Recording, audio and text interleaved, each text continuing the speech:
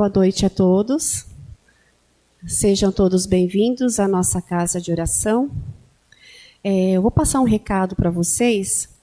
Quem estiver interessado em fazer o estudo do Livro dos Espíritos, na mesinha tem um caderninho. É só anotar o nome e o telefone, que assim que iniciar, tiver a data do início da turma, eles entram em contato com vocês, tá bom? Mas é muito importante, se alguém tiver interesse, que venham, porque é muito importante conhecer a fundo a doutrina espírita, uma doutrina tão esclarecedora, que um dia eu cheguei aqui bem cru, e há anos estou aqui. Então eu devo muito ao conhecimento, um pouquinho que a Cibele nos ensinou no começo. Então, meus irmãos, se vocês têm vontade de conhecer mesmo a doutrina espírita, façam o curso, é muito importante. Aí vem outros livros, curso de passe, e é muito importante para essa casa. E mais ainda para todos nós, que estamos sempre aprendendo. Tá bom? Então vamos nesses instantes acalmar as nossas mentes, os nossos corações, mentalizar Jesus, pedindo a proteção e o amparo em nossas vidas.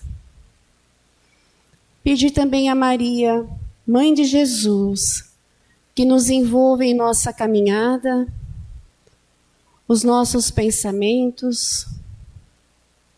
Pedir também e agradecer aos nossos mentores, nossos anjos da guarda, que sempre estão ao nosso lado, nos intuindo para o caminho do bem. Vamos mentalizar e pedir à nossa irmã Sônia e ao seu mentor e a Jesus que envolva em mais um evangelho. Que assim seja.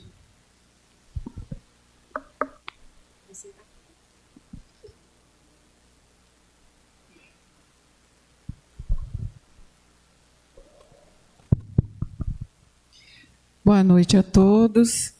Sejam muito bem-vindos à nossa casa mais uma vez. Aqueles que nos acompanham pela rede social, né, também, sejam muito bem-vindos.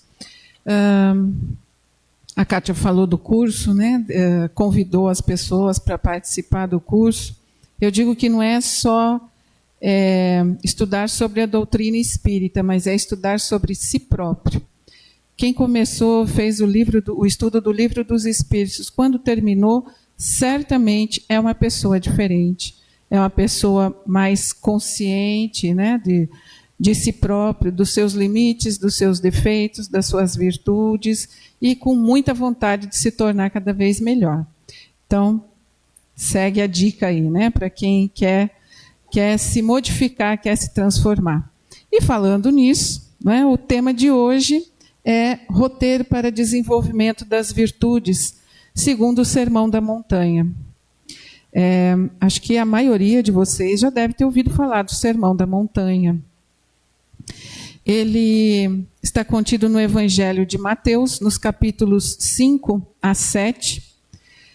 Tem, acho que 111 versículos nesses 3 capítulos.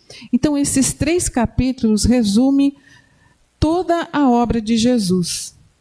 Então, eu vou fazer um convite para vocês. Nos imaginemos caminhando pela Galileia.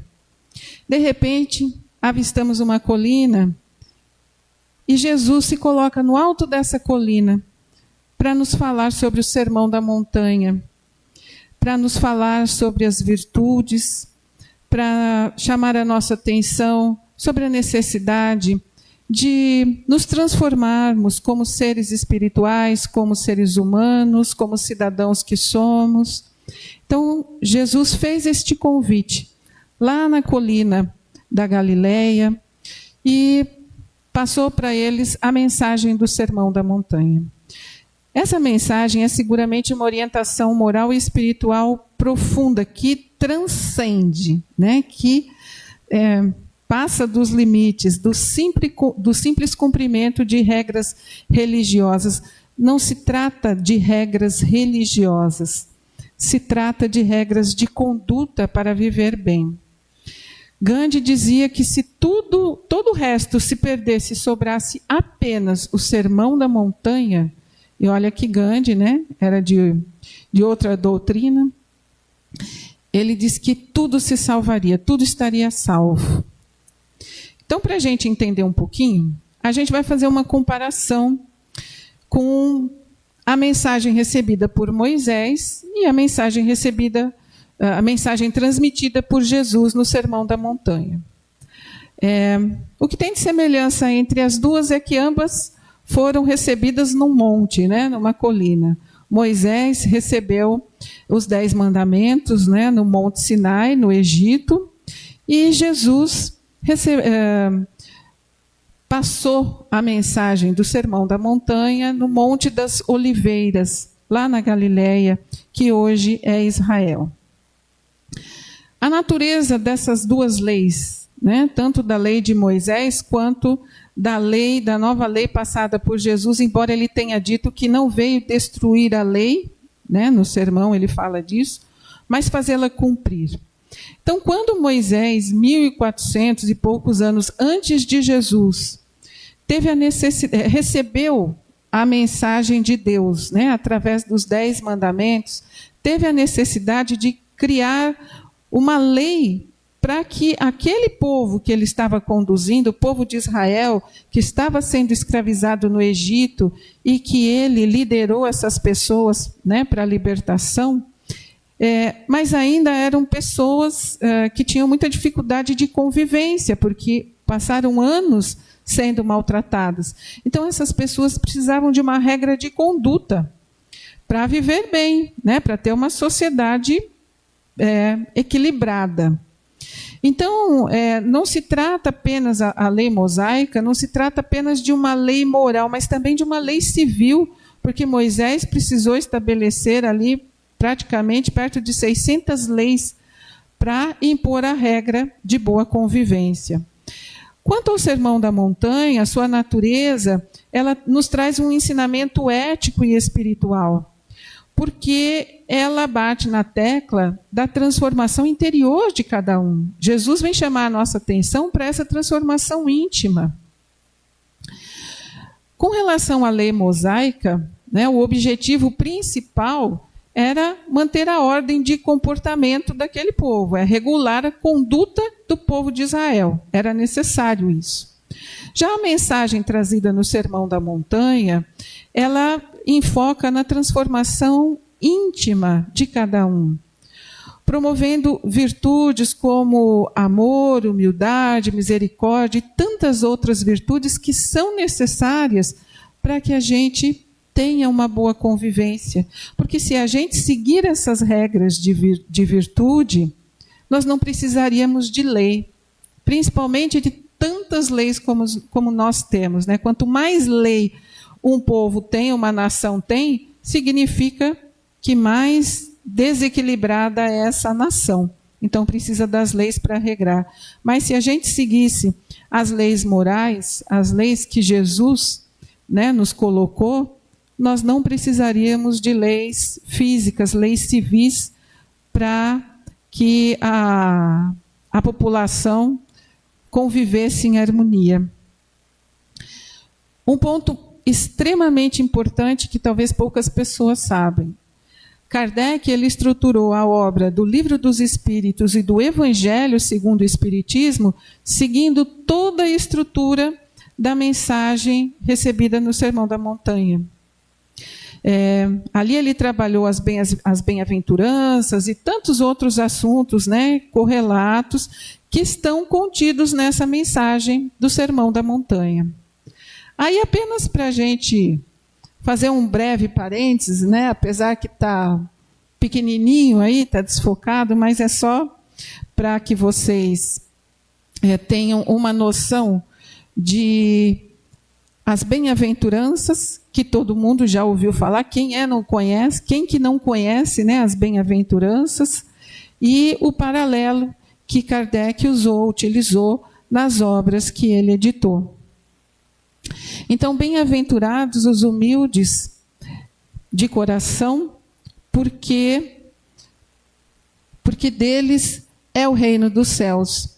Ele utilizou isso no capítulo 7 do Evangelho segundo o Espiritismo, né? Bem-aventurados os pobres de espírito. Bem-aventurados os que chocam, porque eles serão, os que choram, porque eles serão consolados. Um paralelo é o capítulo 5 do Evangelho segundo o Espiritismo, bem-aventurados os aflitos. Bem-aventurados, gente, até eu tô com a vista ruim, tá? Então vocês me perdoem. Bem-aventurados os mansos, porque eles herdarão a terra. O paralelo é no capítulo 9 do Evangelho, bem-aventurados aqueles que são brandos e pacíficos. Bem-aventurados os que têm fome e sede de justiça, porque eles serão fartos. Paralelo é no capítulo 5 do Evangelho, e mais no livro dos Espíritos, trechos que falam de lei de causa e efeito, de justiça divina. Bem-aventurados os misericordiosos, porque eles alcançarão misericórdia. O paralelo é capítulo 10 do Evangelho, bem-aventurados aqueles que são misericordiosos. Bem-aventurados os limpos de coração, porque eles verão a Deus. O paralelo é no capítulo 8 do Evangelho, bem-aventurados aqueles que têm puro o coração. Bem-aventurados os pacificadores, porque eles serão chamados filhos de Deus. O capítulo 6 do Evangelho é o paralelo, mais o livro dos Espíritos, onde fala da lei do progresso. Bem-aventurados os que são perseguidos por causa da justiça, porque deles é o reino dos céus. Nós também vamos ver isso no capítulo 5 do Evangelho, mas no livro dos Espíritos, onde fala da lei de causa e efeito, de reencarnação, de progresso espiritual. Bem-aventurados sois vós, quando vos injuriarem e perseguirem, e mentindo, disserem todo mal contra vós por minha causa. Paralelo, livro dos Espíritos, justiça divina. Então, só para a gente entender mais ou menos que Kardec utilizou tudo que estava contido no Sermão da Montanha e esmiuçou muito mais isso, tanto no Evangelho quanto no livro dos Espíritos. Existe uma relação entre as bem-aventuranças e a nossa vida cotidiana. A gente precisa fazer essa relação para a gente entender por que a gente está aqui. Então, Jesus veio nos falar de humildade. Por que ele veio nos falar de humildade? Por que naquela época ele falou de humildade?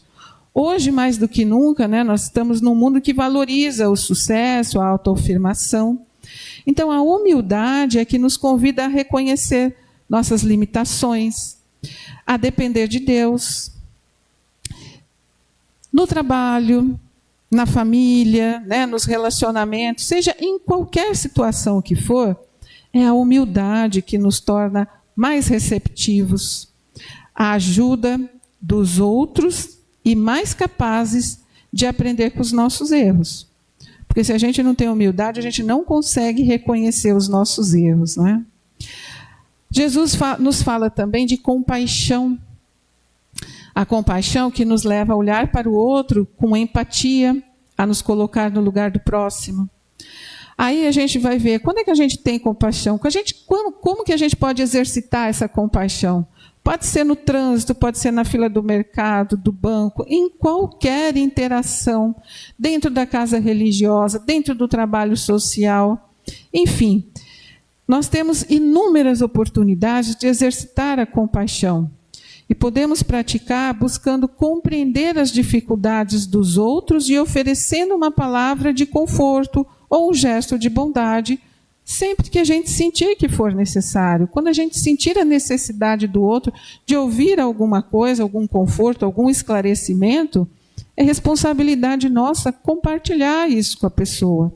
Né? Diminuir o fardo daquela pessoa, que às vezes ela está ali tão perturbada, achando que o fardo dela está tão pesado, tão grande, e às vezes com o ato de compaixão de um ser humano em relação àquela pessoa, às vezes apenas ouvir, às vezes ouvir e orientar e esclarecer, vai melhorar a vida do próximo. Então, para isso que nós estamos aqui. Jesus também nos falou de mansidão. E isso pode gerar um conflito enorme, né? Porque Muitas pessoas, quando Jesus falou, né, bem-aventurados os mansos e pacíficos, vai falar assim, isso é sinal de fraqueza. Mas Jesus vem nos mostrar que a mansidão não é sinônimo de fraqueza, mas sim de força interior, de domínio próprio.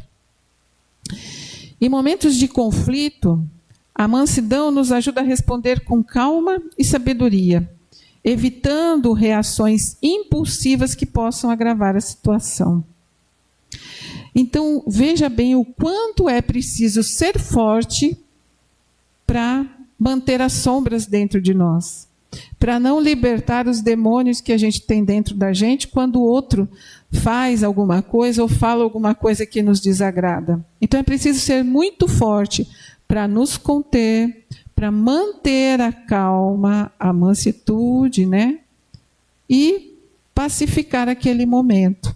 Então, é extremamente importante para boa convivência, para o bom relacionamento. Jesus também nos fala de sede de justiça, porque a busca pela justiça nos motiva a agir em favor daqueles que são oprimidos. Nos motiva a trabalhar por um mundo mais justo, equitativo. No nosso dia a dia, podemos contribuir para a construção de uma sociedade mais justa, denunciando as injustiças. É fácil fazer isso? Não, não é fácil. Mas é preciso e muitas vezes é necessário. Então a gente precisa apoiar causas sociais, a gente precisa praticar honestidade em todas as nossas ações. Porque a nossa atitude, muitas vezes, serve de exemplo para outras pessoas, motiva outras pessoas, e isso é extremamente importante. Jesus também nos fala de misericórdia. A misericórdia nos leva a perdoar aqueles que nos ofenderam e a oferecer uma segunda chance. Eu acho que tem gente aí pensando, jamais que eu vou dar uma segunda chance para quem me ofender. Pensa, repensa, respira, inspira. É necessário oferecer uma segunda chance. Porque às vezes, na primeira oportunidade, a pessoa não conseguiu demonstrar quem ela era de fato. Né? A gente não pode julgar uma pessoa por uma atitude. Né? Nós, às vezes, condenamos atitudes, nós não podemos condenar pessoas. Então, muito cuidado com isso. Então, nos nossos relacionamentos, a misericórdia nos ajuda a superar ressentimentos e a construir laços mais fortes. Aí Jesus nos fala também de pureza de coração. Porque eu não posso ter misericórdia se eu não tenho pureza de coração. Porque essa pureza nos leva a buscar a verdade, a viver de acordo com os nossos valores. Nas nossas decisões, podemos buscar a orientação de Deus, agir com integridade, mesmo quando ninguém está olhando. E é justamente quando ninguém está olhando que a gente deve agir com integridade. É aí que a gente vê como uma pessoa é do bem. Porque você viver de aparências para os outros, isso significa que você ainda tem muita coisa para melhorar. É triste eu falar isso, mas é verdade. Você não, nós, né? Todos nós. Quando a gente age, mesmo estando distante de todo mundo, dos olhos de todo mundo, e a gente age com precisão, com honestidade, com caridade, com fraternidade, gente, isso é tudo que Deus espera de nós. É para isso que Ele nos mandou para cá, para a gente aprender a viver assim. Jesus também nos fala de pacificação. A pacificação, ela nos convida a sermos agentes de paz em um mundo dividido. Hoje, mais do que nunca, nós estamos vivendo de divisões, né? Divisões políticas, divisões de religião. Gente, são coisas, às vezes, que a gente começa a observar as notícias, o comportamento das pessoas, eu fico indignado com muitas coisas que eu vejo. Eu não acredito que um ser humano, em pleno 2025, ainda está agindo dessa forma. Não pode, né? Então, em nossas famílias, na comunidade, nos locais de trabalho, né, nos locais de culto religioso, a gente sempre pode promover reconciliação e harmonia. Depende de você, depende de mim. Evitar conflito, evitar desarmonia é nossa obrigação. Buscar soluções pacíficas para esses conflitos é nossa obrigação. Então, estamos na nossa família. Se os filhos começam a discutir, ou se os irmãos começam a discutir sobre um determinado assunto, tem diferentes pontos de vista, totalmente justo. Ninguém é obrigado a pensar da mesma forma. Mas eu tenho que aprender a respeitar o próximo, o ponto de vista do próximo. E ele respeitar o meu ponto de vista. Mas isso não dá oportunidade de criar um conflito, de alimentar ódio entre as pessoas que pensam diferentes. Um exemplo disso é times de futebol, né? Às vezes, o campeonato tem torcida de um lado, torcida do outro, todo mundo ali torcendo para o seu time. Dentro do campo está tudo muito bem. São rivais, não são inimigos. Saiu do campo para fora, todo mundo amigo. Porque tem pessoas dentro da mesma família que torcem para times diferentes. E isso não os torna inimigos, os torna rivais. Então, o esporte serve muito para trabalhar esse ponto de pacificação, de humildade dentro de nós, de aceitação. E aí a gente tem que levar isso para as outras áreas da nossa vida. Perseguição pela justiça. Essa perseguição, ela pode nos levar a enfrentar dificuldades e sofrimentos, porque, como eu falei, não é fácil você brigar pela justiça. Não é aquilo que você acha justo, é aquilo que realmente é justo para todo mundo. Então, é dessa justiça que a gente está falando. E é dessa justiça que a gente tem que brigar. Né? De não querer ver ninguém passando fome, não querer ver uma criança passando necessidade. Então, a gente teve exemplo aí no final do ano. A campanha dos brinquedos, por exemplo, foi maravilhosa. Vocês contribuíram de uma maneira assim linda, caridosa, carinhosa, porque trouxeram presentes lindos para as crianças mais carentes. A evangelização ficou muito feliz com o resultado. Né? Outro grupo de trabalho, que são as mulheres da maçonaria, realizaram uma festa para essas crianças que são atendidas pela evangelização. Também doaram presentes. Gente, isso é trabalho de equipe para construir um mundo melhor. Então, é dessa justiça que nós estamos falando. É dessa justiça que nós precisamos correr atrás. Então, quando a gente está sofrendo pela justiça que nós estamos perseguindo, que nós estamos brigando, a gente tem que ter muita fé em Deus, porque Ele nos dá essa força.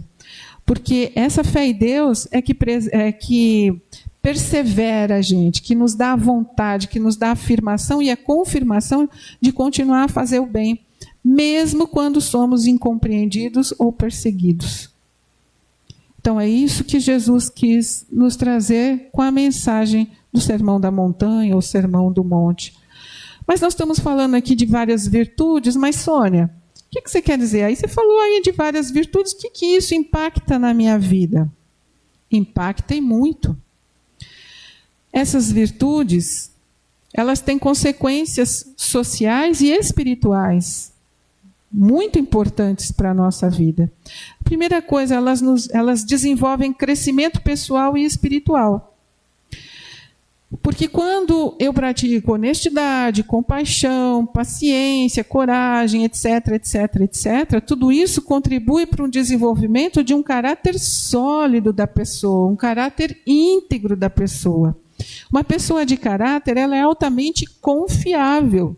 Você pode dar qualquer tarefa para ela fazer, que você não precisa ter medo que ela vai te trair, que ela vai te decepcionar, por causa da integridade do caráter dela. Então, as virtudes, elas são consideradas essenciais para a evolução e aprimoramento espiritual. Porque nós, que somos da doutrina espírita, nós acreditamos o quê? Que tudo está no espírito, do espírito passa para o corpo físico, né? Então, a nossa individualidade, nós conquistamos, equilibrando essa individualidade, ela vai refletir aonde? Na coletividade. Então, se o sujeito é íntegro, o que acontece? Tem um bem-estar social e comunitário. Os relacionamentos se tornam mais harmônicos. Por quê? Nós aprendemos a tratar o próximo com respeito, com justiça, com empatia, promovendo assim relacionamentos mais saudáveis, mais harmoniosos, criando uma sociedade mais coesa, que é o sonho de todo mundo. Porque isso vai gerar confiança, vai gerar cooperação no trabalho em conjunto para o bem comum. Eu vou dar um exemplo aqui, assim, hoje, depois da pandemia, na verdade, nós não fazemos mais o evento da pizza, né? Mas antes nós fazíamos pizza, a cada 40, 60 dias nós fazíamos pizza, confeccionávamos pizza para vender, entregava para as pessoas, porque com essa renda é o que nós mantemos a nossa casa. Eu gostaria que vocês tivessem tido a oportunidade de ver como fluía o trabalho de equipe dentro da confecção das pizzas. Assim como todos os demais trabalhos que o Nova Era realiza, que o Meimei realiza. Flui maravilhosamente bem. Sem ter um presidente, um diretor, um engenheiro de produção, não sei o que lá. Por quê? Porque não tem dinheiro envolvido. Né? O dinheiro que eu falo é o pagamento de cada um. Mas tem um bem comum, que todos estão trabalhando por um bem comum, que dar o melhor de si para ter o resultado mais favorável possível para a casa Nova Era, para a casa Meimei. Então, isso é um exemplo, né, de bom relacionamento, de bem-estar social e comunitário maravilhoso. Também nos traz estabilidade e paz. Porque a partir do momento que eu consigo resolver conflito, que eu consigo melhorar a justiça social através de paciência, de tolerância, de perdão, tudo isso ajuda, né, na resolução de conflitos e na promoção da paz. A paz não é o que nós buscamos? Nós queremos paz ou sossego? Eu quero paz. Sossego é dar um celular para o filho e deixar ele lá, né? Sossego é colocar um funcionário ruim no canto, lá um funcionário que tem mais dificuldade de aprendizagem, coloca ele lá num cantinho, dando qualquer coisa para ele fazer, que assim ele não fica me perguntando toda hora. Não, a gente tem que insistir, tem que ter paciência. Um aprende com uma explicação, o outro vai aprender com 10 explicações, mas a gente tem que ter a paciência de melhor orientar, de acreditar que aquela pessoa vai produzir, vai melhorar. Então, agindo assim, a gente promove justiça, a igualdade, onde os direitos e as necessidades de todos são respeitados. Tudo isso também causa um impacto positivo e, mais do que isso, um impacto duradouro. Porque causa exemplo e inspiração. Então, pessoas que são virtuosas, pessoas que trabalham para ser virtuosas, elas servem de exemplo, elas servem de inspiração para os outros, incentivando a prática de boas ações, inclusive para gerações futuras, não é só para nós aqui não, ajudando a construir um mundo melhor e mais ético. Vocês querem ver um exemplo belíssimo? Quantas pessoas tiveram a oportunidade de se aproximar de Chico Xavier? Eu já vi inúmeros relatos de pessoas que tiveram vários encontros com Chico Xavier, que tiveram um só, mas uma coisa é unânime entre todas elas. Elas dizem o seguinte: nossa, quando nós nos encontramos com Chico Xavier, quando nós estamos perto de Chico Xavier, eu sinto uma necessidade de ser uma pessoa melhor. Olha que coisa boa isso. Então, pessoas do bem incentivam outras pessoas a também querer ser do bem. Isso é maravilhoso. E Chico Xavier já se foi há quanto tempo? e ainda hoje continua sendo exemplo para todos nós. E aí isso tudo finaliza numa importância transcendental, não é? Porque se tudo isso não me faz ter uma conexão com o divino, de nada adiantou. Então tem muitas filosofias, muitas religiões, que as virtudes são vistas como meios de se conectar com o divino. Para o Espiritismo é assim, né? Conectando-se com o divino, a gente se alinha com os princípios universais de bondade, de verdade. E isso provoca algo maravilhoso em todos nós. Porque se a gente não viver com prática de virtudes, a gente perde significado, a gente perde propósito de viver. As pessoas mais virtuosas, você pode ter certeza, a prática das virtudes, ela dá um sentido e um propósito à vida, ajudando pessoas a viverem de acordo com seus valores mais profundos. Pergunta ou repara numa pessoa que é extremamente negativa, que é pessimista, que reclama o dia inteiro. Pergunta qual que é o propósito de vida dela. Não tem, ela nem sabe qual que é o propósito. Ela acha que está aqui realmente para reclamar, que ela está sendo injustiçada, etc, etc, etc, que Deus esqueceu dela. Agora, conversa com uma pessoa que tem o hábito da gratidão. Até alguns dizem assim, pega uma folha de sulfite, faz um exercício por 5 dias, não precisa nem ser a semana inteira, 5 dias. Faz um risco no meio da folha, coloca lá gratidão e reclamações. Segunda-feira, você foi grato a quê? A ter um teto, a ter um trabalho, a ter saúde, a isso, aquilo. Reclamou do quê? Reclamou do governo, reclamou do comportamento do colega de trabalho, reclamou disso, reclamou daquilo. Qual é a lista maior? Vamos fazer esse teste. De segunda a sexta só. Vamos ver quantas folhas de sulfite a gente vai usar, né? Para as reclamações ou para a gratidão. Talvez a gratidão use uma só. Talvez as reclamações a gente use 2, 3. Então vamos procurar inverter isso. Bom, concluindo, a gente, através da mensagem de Jesus, né, de Sermão da Montanha, a gente só tem uma obrigação, de se esforçar para ser a luz do mundo, de amar os inimigos, de praticar a oração interior.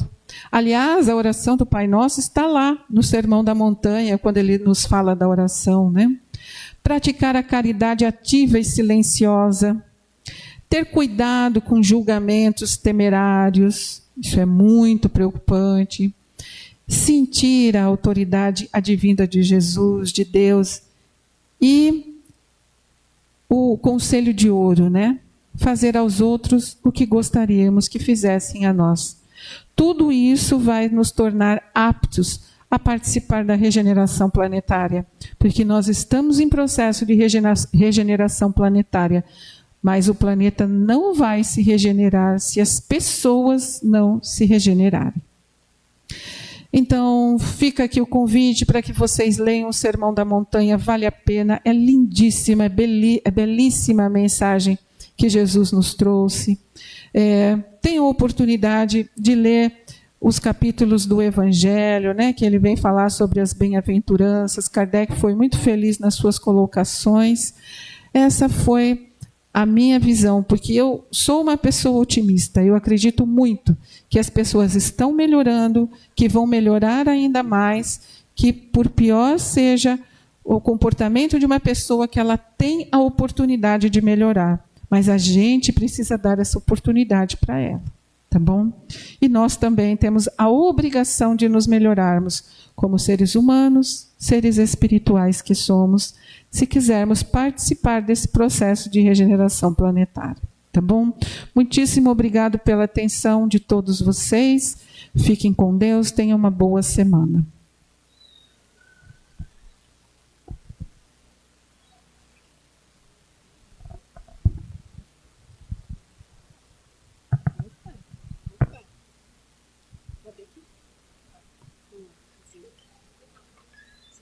Você enxerga? Não, de jeito nenhum. Aqui, ó. 84. Bom, quem veio pela primeira vez recebeu uma mensagem, e nessa mensagem tem um númerozinho para o sorteio dos livros. Número 84. Vai receber o Evangelho segundo o Espiritismo. 84, não está aí? Se tiver algum aniversariante de hoje ou de ontem, pode vir também.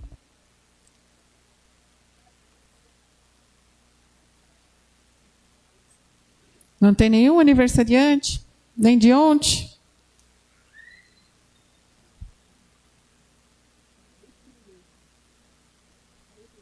(41). Outra obra de Kardec, O Céu e o Inferno. Obra importantíssima que vai falar sobre a justiça divina. Até o 114. 114. Os últimos serão os primeiros, né? O livro A Gênese. Os livros foram muito bem escolhidos hoje, né? Com o tema.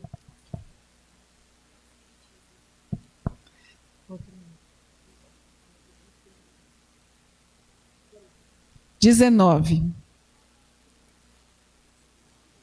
Livro que é o Espiritismo.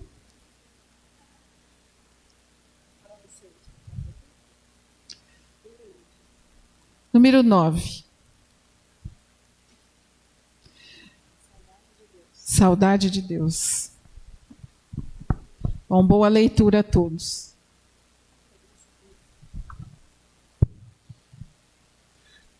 Que evangelho lindo, né? Que grande ensinamento. Então vamos, meus irmãos, mais uma vez nesses instantes, fechar os nossos olhos, conectar as nossas energias, as nossas emoções, os nossos corações ao plano maior, ao plano de Deus, nosso Pai, e de Jesus, nosso Mestre, pedindo a proteção e o amparo em nossas vidas, pedindo consolo nas nossas dúvidas, nas nossas aflições. E nesse instante de paz interior, que tantos irmãos desencarnados estão aqui oferecendo um bálsamo salutar a cada um de nós, que nesse instante, se alguém tiver algum pensamento, algum pedido, algo que queira que aconteça, algum envolvimento maior, fazemos alguns minutos de silêncio para que possamos meditar diante que tanto nos aflige, ou que queremos que bom que aconteça.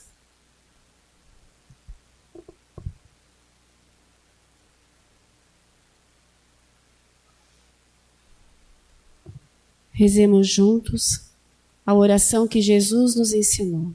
Pai nosso, que estais no céu, santificado seja o vosso nome. Venha a nós o vosso reino. Seja feita a vossa vontade, assim na terra como no céu. O pão nosso de cada dia nos dai hoje. Perdoai as nossas ofensas, assim como nós perdoamos a quem nos tem ofendido. E não nos deixeis cair em tentação, mas livrai-nos de todo o mal. Que assim seja e assim será. E que na próxima quarta-feira possamos estar juntos. E não esqueçam, tá?